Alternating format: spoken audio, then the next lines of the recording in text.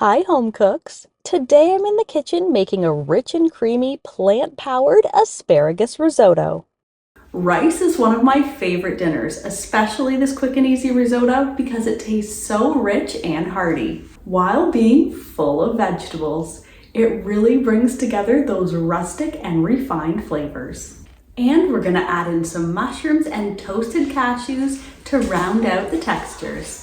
This comfort food dinner is made with a hearty blend of slow-simmered arborio rice, with the vibrant green asparagus, making this a satisfying veggie-packed dinner.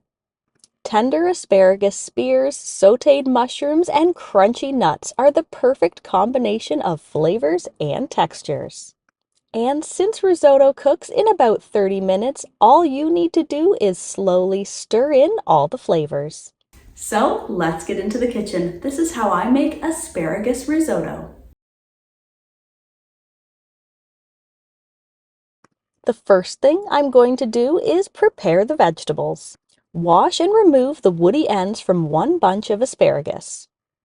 I'm going to cut the stalks into chunks just to help them cook quickly, but I'm going to leave about 2 inches of the tip of the spears, which I'm going to use to garnish at the end. I'm going to cook the tips first just so it's easier to keep them separated. They're going into a sauce pot over medium-high heat to boil for 5 minutes. Then remove with a slotted spoon and set aside. Now I'm just going to cook the rest of the asparagus the exact same way. Before draining off the liquid, remember to reserve 1 cup of the cooking water. Now, before I get to making the risotto, I'm going to bring 4 cups of vegetable stock to a simmer.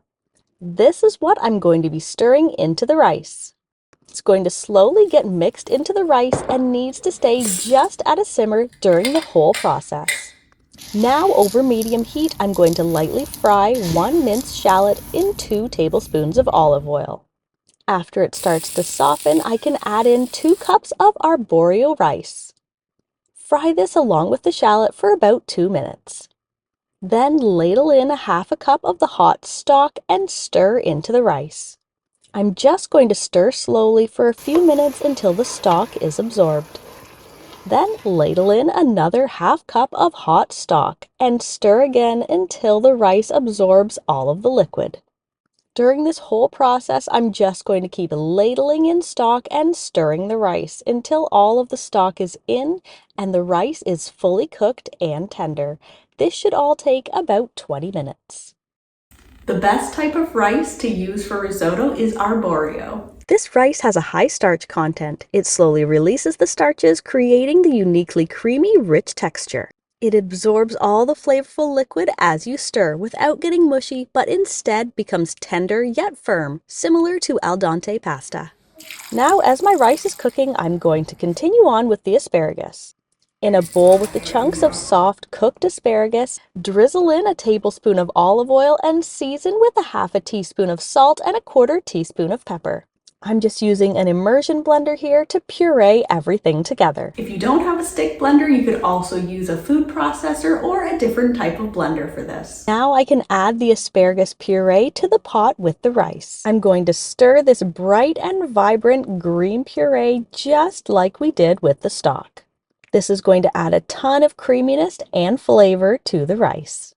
While my risotto is finishing up, I'm going to get on with the toppings. You can of course skip this step and serve this simple vegetable risotto just as it is. But since I'm serving mine as a main course, I'm going to get my pan preheating.